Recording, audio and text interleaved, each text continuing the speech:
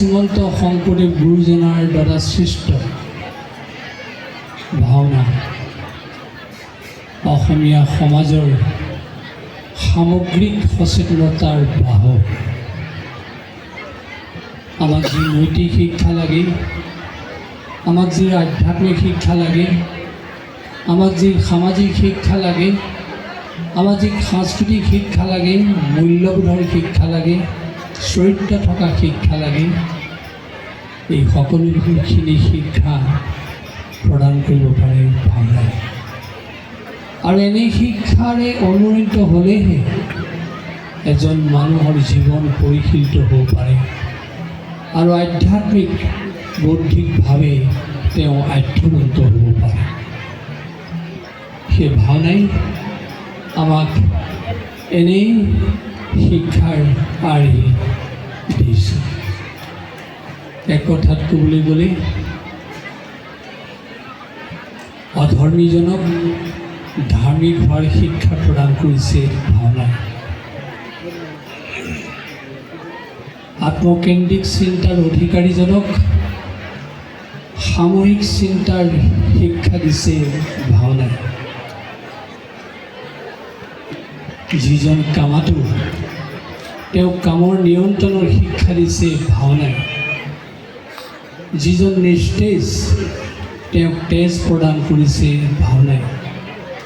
যিজন লোভী তেওঁক সংযমী হোৱাৰ শিক্ষা দিছে ভাওনাই।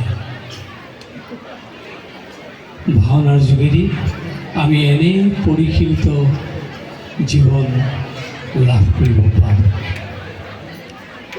মহাপুৰুষ শ্ৰীমন্ত শংকৰদেৱ গুৰুজনাই 19 বছৰ বয়সতে চিহ্ন যাত্ৰাৰে যি ভাওনাৰ আৰম্ভণি ঘটালে, সেয়াই আমাৰ অসমীয়া সমাজ জীৱনৰ ভাওনাৰ মাইলৰ খুঁটি। মহাপুৰুষ শ্ৰীমন্ত শংকৰদেৱ গুৰুজনা এফালে যেনেকৈ কৰ্মচক্ৰৰ পূজাৰী, আনফালে শিল্পচক্ৰৰ পূজাৰী। এখন ভাওনা কৰিবলৈ হ'লে ৰভা লাগিব, খলা লাগিব। সেই ৰভা খলা প্ৰস্তুত কৰিবৰ কাৰণে যি কাইটলেখ থাকে তথা ভাওনাত ব্যৱহাৰ কৰা যিবিলাক সা সঁজুলি থাকে, তাৰ নিৰ্মাণৰ কাৰণে যি প্ৰযত্ন থাকে, তাতেই থাকে কৰ্মচক্ৰৰ পৰিচয়। ঠিক সেইদৰেই নৃত্য, গীত, শ্লোক, ভটিমা, বচনেৰে সৈতে যি ভাওনা প্ৰদৰ্শন কৰা হয়, তাতে থাকে শিল্পচক্ৰৰ চালিকা। মহাপুৰুষজনাই মূলতঃ 6খন সম্পূৰ্ণ পৰিৱেশ থকা ভাওনাৰ নাট লিখি উলিয়াইছিলে। কা পা ৰুৰা, কেলিগোপাল, কা কালীয় দমন, প পত্নীপ্ৰসাদ, পা পাৰিজাত হৰণ, ৰু ৰুক্মিণী হৰণ, ৰাম বিজয়। এই প্ৰত্যেকখন নাটকতে আছে সমাজ জীৱনৰ শিক্ষা। আমি যদি চমুকৈ আলোচনা কৰি চাওঁ, সেই শিক্ষাবিলাক কেনেকৈ পাম চাওক। প্ৰথমতে কোৱা হৈছে কেলিগোপাল নাটৰ কথা। সেই কেলিগোপাল নাটৰ মূল সাৰতত্ত্ব পৰমাত্মাৰ লগত জীৱাত্মাৰ বিলীন হোৱাৰ যি প্ৰয়াস, সেয়াই হৈছে কেলিগোপাল নাটৰ মূল তত্ত্ব, যাক আমি ৰাস বুলি কওঁ। জীৱাত্মাই ভগৱন্তক পাবৰ কাৰণে যি অনন্য ভক্তি গ্ৰহণ কৰিব লাগে, গোপীসকলে তাৰেই চানেকি দাঙি ধৰিছে। সেই কেলিগোপাল নাট পৰমাত্মাক হোৱাৰ বাসনাৰে কৰা প্ৰয়াস। ঠিক সেইদৰে কালিয় দমন নাটৰ কথা আলোচনা কৰিলে আমি সেই কথা পাওঁ, আমাৰ জীৱনত এক অমূল্য শিক্ষা আমি লাভ কৰিব পাৰোঁ। কালি সৰ্প, বিষধৰ সৰ্প, শক্তিশালী সৰ্প, কিন্তু তেওঁ অনাহকতে তেওঁৰ শক্তিৰ অপপ্ৰয়োগ ঘটাই দুৰ্বলজনক বিষ ঢালি দুৰ্বিহৰ যাতনা প্ৰদান কৰিছিলে। আৰু সেই কথাৰ উমান লৈ ভগৱান কৃষ্ণই কালিক দমন কৰাৰ সপোন ৰচনা কৰিলে।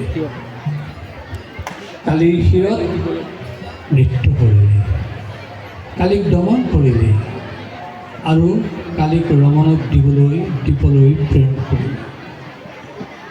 সেই কথাই প্ৰমাণ কৰিছে আমাৰ সমাজ জীৱনতো আধ্যৱন্ত প্ৰতিপত্তিশীল ব্যক্তি থাকিব পাৰে, কিন্তু তেওঁৰ আধ্যৱন্ত শক্তিৰে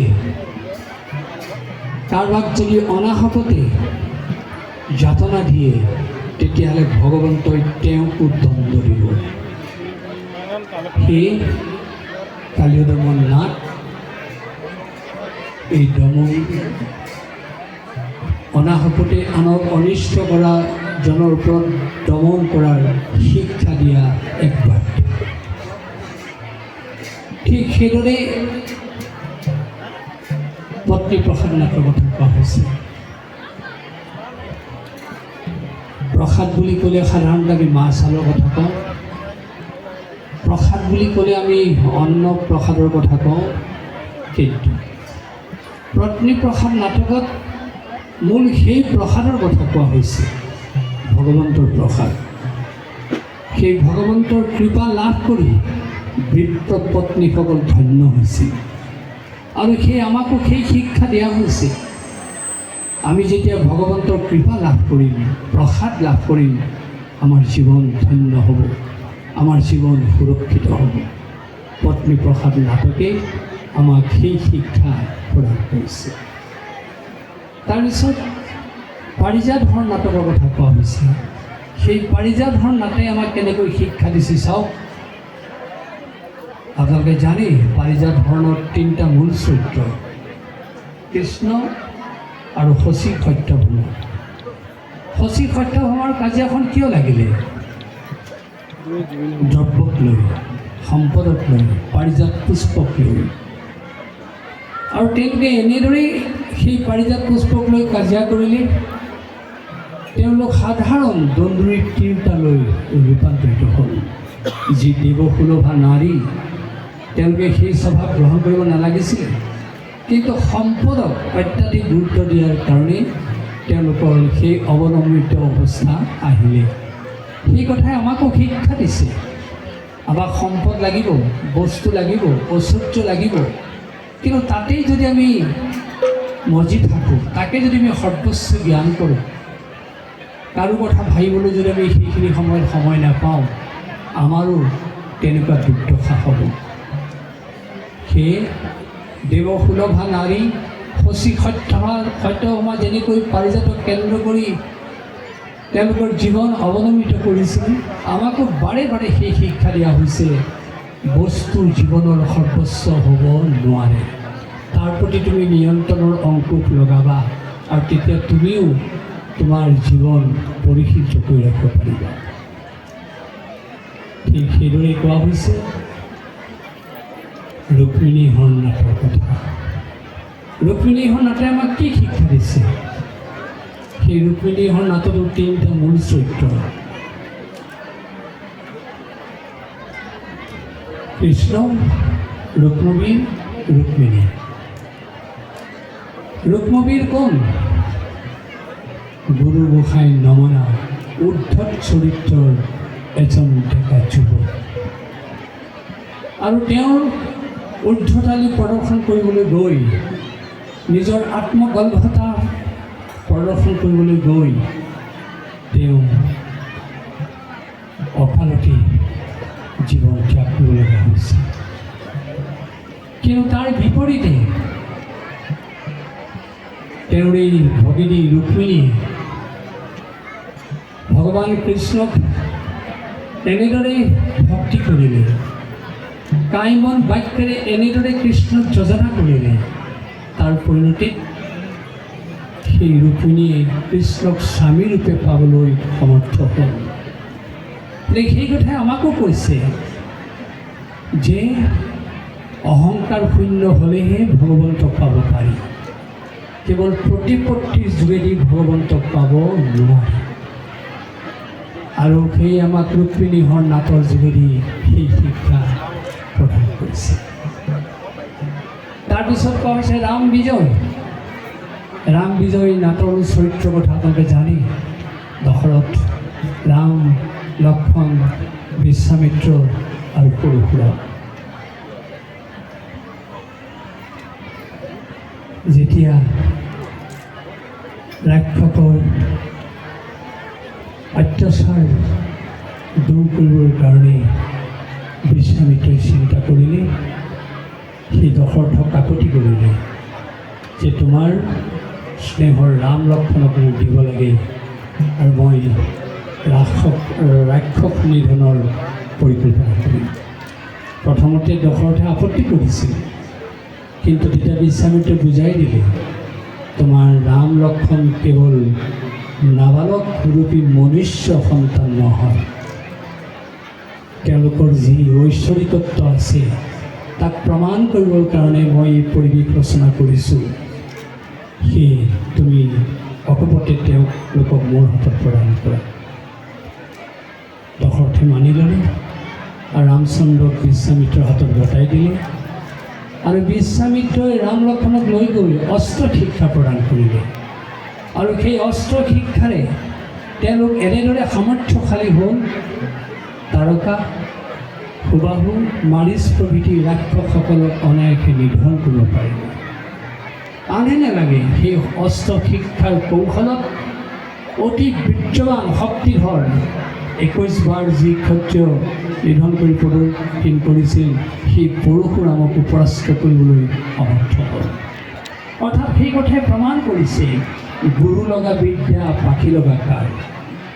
গুৰুৰ যোগেদিহে প্ৰকৃত বিদ্যা আয়ত্ত কৰিব পাৰি, আৰু সেই বিদ্যাৰ যোগেদিহে তেওঁ প্ৰকৃত সামৰ্থ্যশালী হ'ব পাৰে। আমাক ৰাম বিজয়ী নাটে সেই শিক্ষা দিছে। আমি এই নাটকেইখনৰ অৱতাৰণা এইটো কাৰণেই কৰিলোঁ, আমাৰ সমাজত বহুত নাটৰ এতিয়া প্ৰচলন আছে, প্ৰত্যেক নাটৰে শিক্ষা আছে, কিন্তু মহাপুৰুষজনাৰ এই 6খন নাটৰ যি শিক্ষা আমাৰ সমাজ জীৱন পৰিশীলিত কৰাৰ এই আটাইতকৈ বাৰ্তা থকা, শিক্ষা থকা নাট। এই 6খন নাট যদি কোনোবাই তাক মনন কৰে, চিন্তন কৰে, তাৰ কথা অনুশীলন কৰে, তেওঁ জীৱনটো সুন্দৰটো কৰিব পাৰিবই, সমাজখনো ধুনীয়া হ'ব। ভাওনাই আমাক কেনেকৈ আধ্যাত্মিকতা, নৈতিকতা, সদাচাৰী, সংযমী জীৱনৰ শিক্ষা দিছে চাওক। আমাৰ সত্ৰ বৈষ্ণৱ শিল্পীসকলক লৈ আহিছোঁ, আমি অকণমান গীতৰ মাধ্যমেৰে আপোনালোকক সেই আভাস দিবলৈ বিচাৰিছোঁ। ভাওনাৰ আৰম্ভণিতে গায়ন বায়ন পৰিৱেশন কৰে। গায়ন বায়নে সবে সভা জয় কৰে, সভাখন জয় কৰাৰ পৰিৱেশ আছে গায়ন বায়ন। তাৰপিছতে সূত্ৰধাৰ ওলায়। সূত্ৰধাৰ এনে এটি চৰিত্ৰ, যি গায়ক, যি নৰ্তক, যি উপস্থাপক, যি পৰিচালক, যি নিৰ্দেশক। আমাৰ ভ্ৰাম্যমাণ থিয়েটাৰতে হওক, মঞ্চ নাটকতে হওক, বিভিন্ন তাৰ পদবী থাকে, কিন্তু অংকীয়া ভাওনাৰ এটা চৰিত্ৰই গোটেই নাটখন সৰ্বাংশে পৰিচালনা কৰে। সেই সূত্ৰধাৰ পিছত যি ভাওনাই নহওক, সেই মুখ্য চৰিত্ৰ প্ৰৱেশ কৰিবই লাগিব। সেই মুখ্য চৰিত্ৰ মানে ভাওনাৰ মুখ্য চৰিত্ৰটো কোৱা নাই, যি ভগৱান চৰিত্ৰ, সেই ভগৱান চৰিত্ৰৰ কথা কোৱা হৈছে। সেই ভগৱান চৰিত্ৰ প্ৰৱেশ কৰাৰ লগে লগে কেনেকৈ আধ্যাত্মিক ভাৱ সকলোৰে হৃদয়ত উঠলি উঠে চাওক। আমি সেই গীতটি আভাস দিবৰ কাৰণে আহ্বান জনাইছোঁ।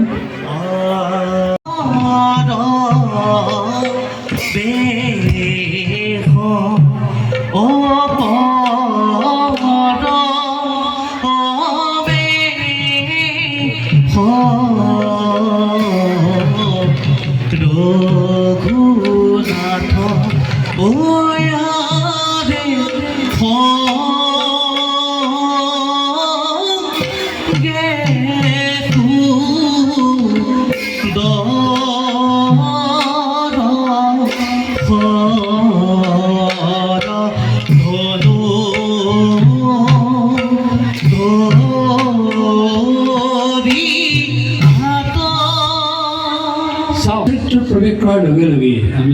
গোসাঁই বুলি কওঁ, গোসাঁইত প্ৰৱেশ কৰাৰ লগে লগে কেনেকৈ আধ্যাত্মিক ভাৱৰ জোৱাৰ এই সিন্ধুৰাৰ আগত গোৱা গীত তথা একতালত কোৱা সেই গীতটোৱে সেই কথাকে ঘোষণা কৰিছে। আনহে নালাগে নিজৰ পুত্ৰ হ'ব পাৰে, সেই কৃষ্ণ চৰিত্ৰত যেতিয়া ল'ৰাটিয়ে ৰূপায়ণ কৰে, তেওঁক দেখিও পিতৃ মাতৃয়ে সেৱা জনায়। কোনো কাৰণতে পিতৃ মাতৃয়ে তেওঁক সন্তু বুলি গোপাইটো বুলি সেৱা নকৰে। আৰু সেই পিতৃ মাতৃ কৃষ্ণ ওলাওঁতে সেৱা কৰিবৰ কাৰণে কোনেও তেওঁলোকক শিকাই নিদিয়ে। তেওঁলোকৰ হৃদয়ত এনে আলোড়ন সৃষ্টি হয়, আপোনা আপুনিভাৱে আধ্যাত্মিক ভাৱ লৈ সেই কৃষ্ণৰ চৰণত সেৱা জনায়। কিন্তু মন কৰিবলগীয়া বিষয়, সেই কৃষ্ণ চৰিত্ৰত ৰূপায়ণ কৰা ল'ৰাটিয়ে যদি সদাচাৰী হৈ অহা নাই, যদি সংযমী হৈ অহা নাই, যদি অসদাচাৰী হৈ অখাদ্য খাই অকৰণীয় কৰি প্ৰৱেশ কৰিছে, কৃষ্ণৰ ভাৱ লৈছে, সেই পিতৃ মাতৃয়ে জনোৱা সেৱা অথলে যাব। সেয়ে শিশু ভাওনাৰ যি উদ্দেশ্যে ইয়াত উপস্থাপন কৰিব খোজা হৈছে, শিশুসকলক সেই শিক্ষা দিব লাগিব, গোপাইটো তই যেতিয়া কৃষ্ণৰ ভাৱ লৈছ, সদাচাৰী হৈ আহিব লাগিব, সংযমী হৈ আহিব লাগিব, তই পাৰিলে ব্ৰত উপবাসেৰে থাকিব লাগিব, আৰু তোৰ সেই কৰ্মৰ ফলত পৰিয়ালটোলৈ আশীৰ্বাদ বৰষিব। আমি যদি তেনে শিক্ষা প্ৰদান কৰিব পাৰোঁ, শিশুসকল নিশ্চয় কোমলীয়া বয়সতে তেওঁলোকে সুন্দৰ জীৱনৰ গঢ় দিবলৈ সমৰ্থ হ'ব। ঠিক সেইদৰে শিৱায় বিষ্ণুৰূপায় বিষ্ণৱে শিৱৰূপিণী অনাদি জগদীশ্বৰায় নম হৰি হৰাত্মনে। শিৱ বিষ্ণুক যিদৰে অভেদ জ্ঞান কৰা হৈছে ভাওনাটো, সেই কৃষ্ণৰ লগে লগে যেতিয়া শিৱৰেও প্ৰৱেশ কৰে, সেই শিৱৰেও ক্ষেত্ৰতো সেই আধ্যাত্মিক ভাৱ একেদৰে বিৰাজিত হয়। কেনেকৈ সেই আধ্যাত্মিক ভাৱ উঠলি উঠে চাওক।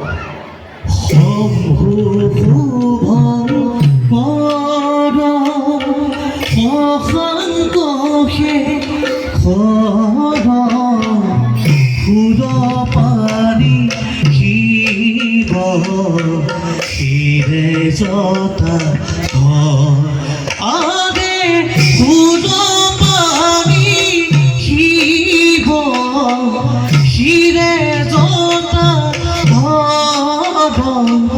সুদ পানী শিৱ শিৰে জতা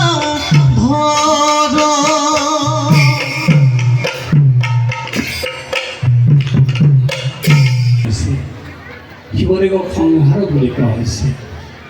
শিৱদেৱৰ দুটা চৰিত্ৰ আছে, তেওঁ পোনে পোনে সংহাৰৰ ভূমিকা গ্ৰহণ নকৰে। তেওঁৰ যিটো শান্তৰূপ, সেই অৰ্থত শিৱ ভদ্ৰ। যেতিয়া তেওঁৰ উগ্ৰভাৱ প্ৰকাশ পায়, সেই অৰ্থত শিৱ ৰুদ্ৰ। আমাক সেই শিক্ষা দিছে যে আমি যেতিয়া ভগৱন্তৰ চৰণত বিনয় ভাৱেৰে আত্মপ্ৰকাশ কৰিম, আমাৰ ক্ষেত্ৰতো তেওঁ শান্ত হৈ থাকিব। যদি আমি দিব্য উপদেশ অৱমাননা কৰি স্বেচ্ছাচাৰে চলিবলৈ চেষ্টা কৰোঁ, আমাৰ ক্ষেত্ৰতো শিৱ ৰুদ্ৰ হৈ যাব। সেয়ে শিৱদেৱৰ এই প্ৰৱেশৰ যোগেদি তেওঁ সেই সাম্য মূৰ্তি, সেই শান্ত ভাৱৰ পৰিচয় দিয়া হৈছে, য'ত আছে আধ্যাত্মিকতাৰ মূল মন্ত্ৰ। ঠিক সেইদৰে আপোনালোকে জানে, ভাওনাত ঊৰ্ধ্বত চৰিত্ৰ প্ৰৱেশ কৰিব পাৰে, কিন্তু ঊৰ্ধ্বত চৰিত্ৰ হ'ল বুলিয়ে মাত্ৰা বিগৰ্হিত কাৰ্য কৰি তেওঁ ভাওনাত প্ৰৱেশ কৰিব নোৱাৰে, ভাওনাৰ অভিনয় প্ৰদৰ্শন কৰিব নোৱাৰে। তেওঁ ঊৰ্ধ্বতালী চৰিত্ৰক নিয়ন্ত্ৰণ কৰিবই লাগিব। আৰু সেয়ে ঊৰ্ধ্বত চৰিত্ৰ এটি প্ৰৱেশ কৰোঁতে গীত তালৰ মাজেৰে তেওঁক নিয়ন্ত্ৰণৰ শিক্ষা দিয়া হৈছে। কেনেকৈ চাওক। মন্ত্ৰীয়াৰো সেনা নিপ্ৰধান কবে হৃদয়ত কহি পুৰাণৰ প্ৰতীক, কিন্তু নিয়ন্ত্ৰণ কীৰ্তনৰ মাত্ৰা ৰক্ষা কৰিহে তেওঁ প্ৰৱেশ কৰিব পাৰে, সংলাপ মাতিব পাৰে। আজি দুখৰ বিষয় বহু ঠাইত সেই উদ্ধতালীৰ সীমা পাৰ কৰি চৰিত্ৰই অভিনয় প্ৰকাশ কৰে। আৰু যদি সেয়াই হয়, ভাওনাৰ যদি নিয়ন্ত্ৰণৰ শিক্ষা নাথাকে, ভাওনাৰ ধৰ্ম লোপ পাব। ঠিক সেইদৰে ধাৰ্মিক ৰজা এজন প্ৰৱেশ কৰোঁতে আপোনা আপুনি কেনেকৈ তেওঁক ধাৰ্মিক ভাৱ প্ৰদান কৰা হৈছে চাওক। সুপ্ৰৱেশ সভাৰ মাজে পৰীক্ষিত ৰাজ সংগে চৰে মহামন্ত্ৰী সেনানী প্ৰধান গহীন ভীৰগতি ধীৰস্থিৰ শান্তমতি চলি যায় প্ৰফুল্লয় প্ৰৱেশ সভাৰ মাজে পৰীক্ষিত ৰাজ সংগে মহামন্ত্ৰী আৰু সেনানী প্ৰধান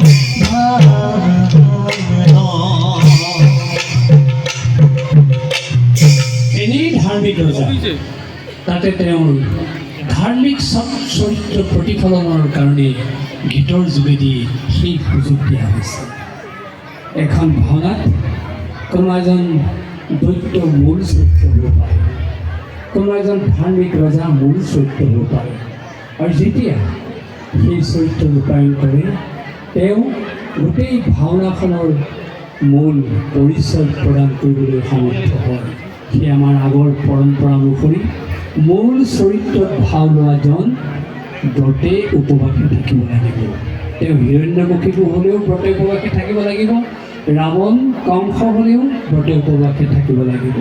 আমাৰ শিশুক আমি সেই শিক্ষা দিব লাগিব যে ব্ৰতে উপবাসে থাকি ভাওনাৰ চৰিত্ৰ ৰূপায়ণ কৰিবলৈ কিয় কোৱা হৈছে।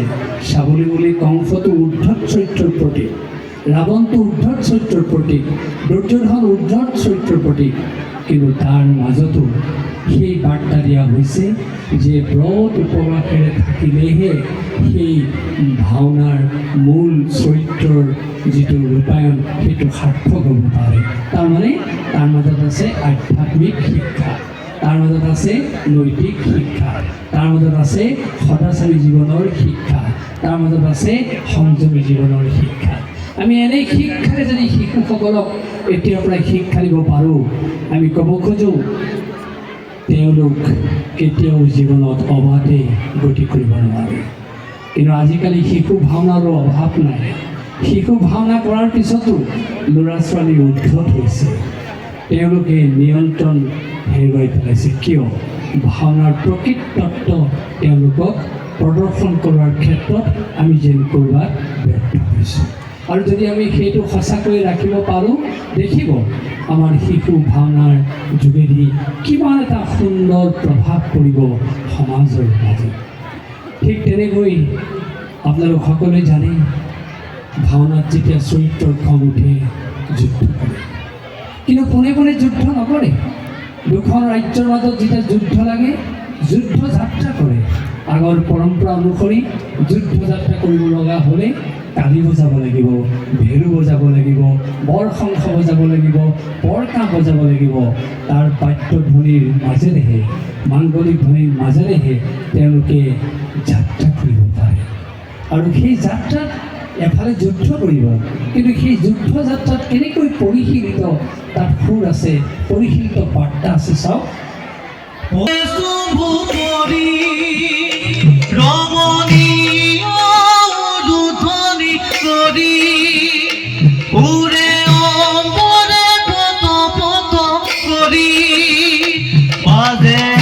আনন্দ লহৰী তুৰি কাংশ কালি ভেৰি সমাঞ্জলি উৎসৱ মুখৰিত দ্বৈত পুৰী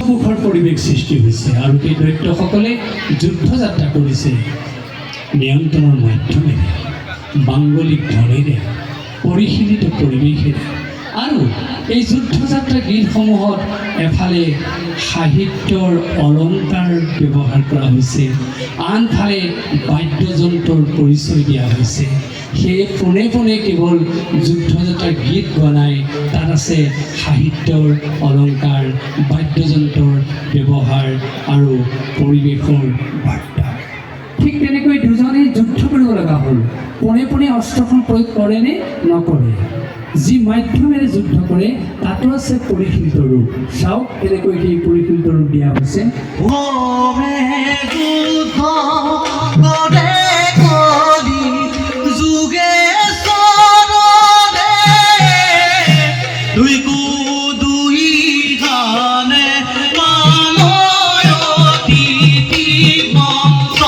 মন্ত্ৰদয়াৰে উন্নত হৈয়া কলি সৰবৰি মনৰে কৰ পৰিখন প্ৰাণ ৰাখি ধৰ্ম ৰাজ কৰে বনায়নৰে কৰে বনায়ন আমি উচ্চ ছোৱালীৰ তালত এটা যুদ্ধ গীত গায় আমি অকণমান তাৰো আভাস দিবৰ কাৰণে আহ্বান জনাইছোঁ যুগিৰে যুদ্ধ কৰে অতি ভয়ংকৰ দুই দুই গানে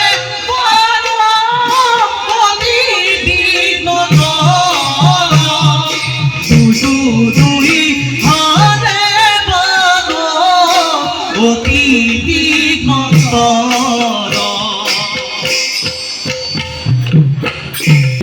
খং ভাৱ প্ৰকাশ কৰিছে উগ্ৰ স্বভাৱ প্ৰকাশ কৰিছে তাৰ মাজত আছে নিয়ন্ত্ৰণ বিশেষকৈ সত্ৰসমূহত যি যুদ্ধ থাকে ভাওনাৰ মাজত থকা যুদ্ধ সেই যুদ্ধত নাচ আছে নাচৰ মাধ্যমেৰেহে যুদ্ধ কৰিব পাৰে সেই সত্ৰীয়া যুদ্ধবিলাক নাচ প্ৰধান কিন্তু আজিকালি দেখা যায় একেখন বাজানাতে সকলো যুদ্ধ প্ৰয়োগ কৰা হৈছে কিন্তু বেলেগ বেলেগ যুদ্ধৰ বাজানা আছে তৰোৱাল যুদ্ধৰ বাজানা বেলেগ অসি যুদ্ধৰ বাজানা বেলেগ ধনু যুদ্ধৰ বাজানা বেলেগ ফুল খেল বল্লমৰ বাজানা বেলেগ গদা যুদ্ধৰ বাজানা বেলেগ এইদৰে চৰিত্ৰক সেই বাজানাৰ মাধ্যমেৰে এফালে যুদ্ধ কৰাৰ বাৰ্তা দিয়া হৈছে আনফালে নিয়ন্ত্ৰণৰ শিক্ষা দিয়া হৈছে ঠিক সেইদৰে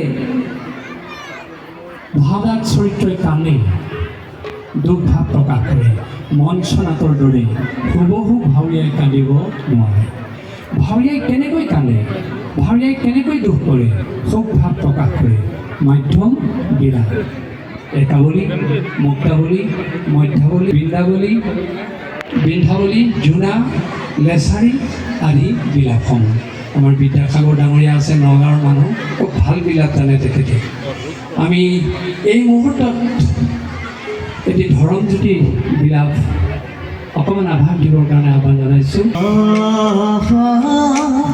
বিধি কিৰো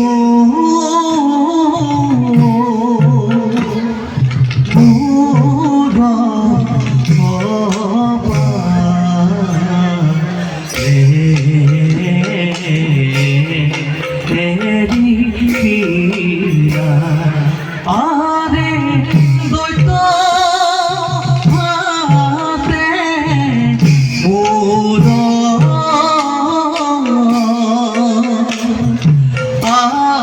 আজি নৰ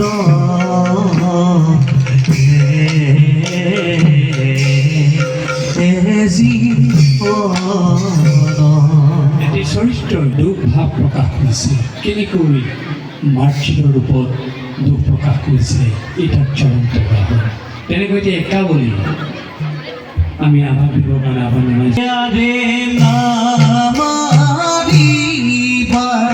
বীৰ বড়য়ে গৰু সৰ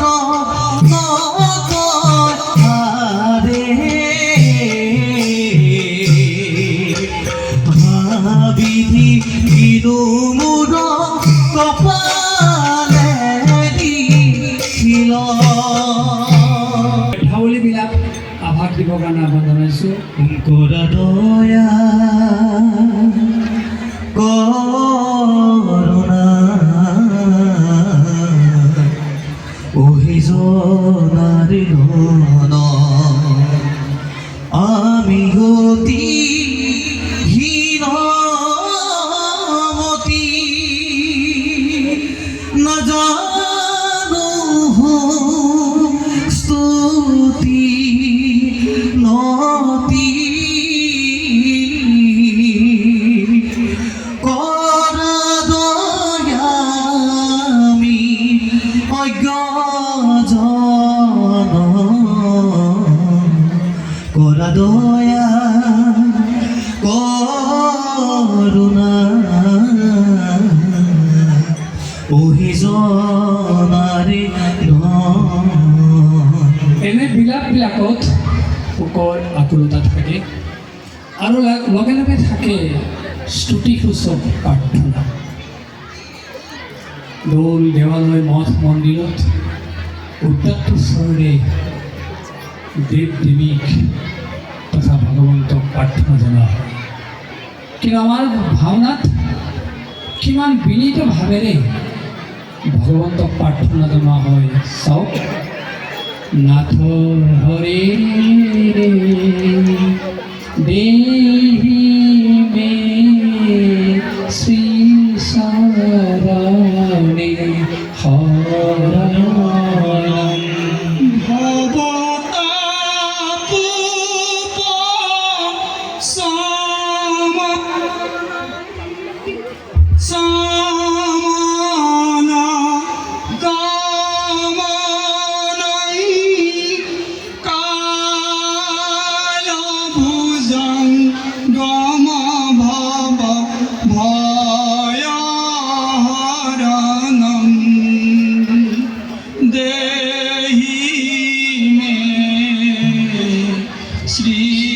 চৰণে শৰণম আমাৰ গ্ৰাম্য জীৱনৰ ভাওনা পৰম্পৰা তথা থলুৱা ভাওনাত সেই কিন্তু একেটি বিনয়ী সুৰ বাজি উঠে। কি সেই সুৰটি? নমো নমো নাৰায়ণ দিয়া দৰি তোমাৰ চৰণে মই কৰোঁ বন্দন। চাওক কিমান বিনীত ভাৱেৰে ভগৱন্তক প্ৰাৰ্থনা কৰিবলৈ কোৱা হৈছে। সেই ভাওনাৰ কোনো চৰিত্ৰই এই সুৰৰ পৰা আঁতৰি যাব নোৱাৰে। দৈত্য দানৱ পিশাচ যি চৰিত্ৰৰে অধিকাৰী নহওক তেওঁ সেই সুৰতেই বিনয়ী হৈ ভগৱন্তক প্ৰাৰ্থনা জনাব লাগিব। দেৱতায়ো প্ৰাৰ্থনা কৰিব লাগিব, ঋষিয়েও প্ৰাৰ্থনা কৰিব লাগিব। সকলো চৰিত্ৰই তেনেই সুৰতেই ভগৱন্তক প্ৰাৰ্থনা কৰে। এয়া হৈছে মানুহক বিনয়ী জীৱনৰ শিক্ষা দিয়া ভাওনাৰ মূল ধৰ্ম। আপোনালোকে জানে ভাওনাত কামাতুৰ চৰিত্ৰ থাকে, কিন্তু কামাতুৰ চৰিত্ৰ হ'ল বুলিয়েই অশালীনভাৱে অশ্লীলভাৱে তেওঁ কাম ভাৱ প্ৰকাশ কৰিব নোৱাৰে। তাৰ উদাহৰণ এই গীতটোৰ যোগেদি কৈছে। এফালে ৰূপক তালত ভূপালীৰ আগত গোৱা গীতটো, আনফালে পেলোৱাৰ আগত গোৱা গীতটোৱে আমাক সেই বাৰ্তা প্ৰদান কৰিছে। চাওক কেনেকৈ দিছে।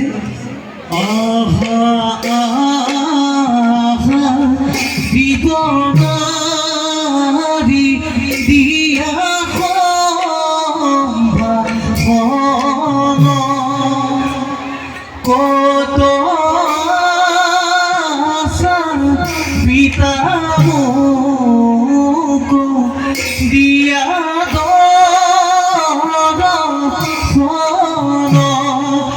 আৰে দৈত হাতে আদি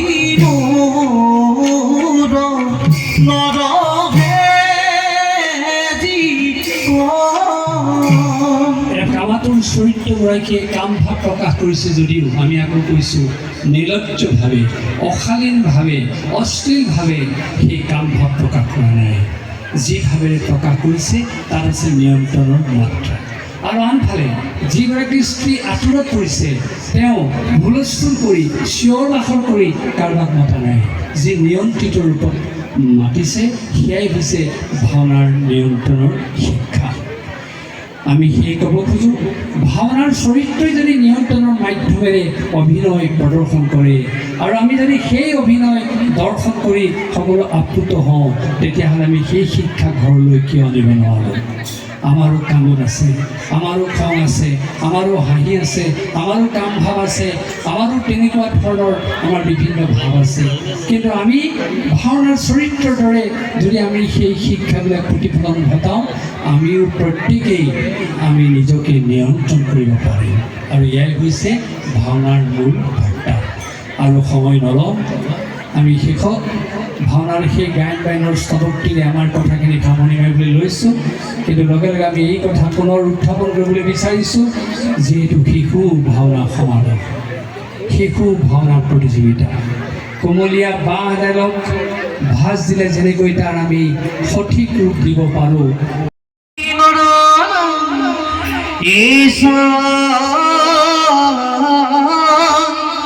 আভীর কন্যা প্রিয় গুণ কথনে নানুরক্তার সজ্ঞা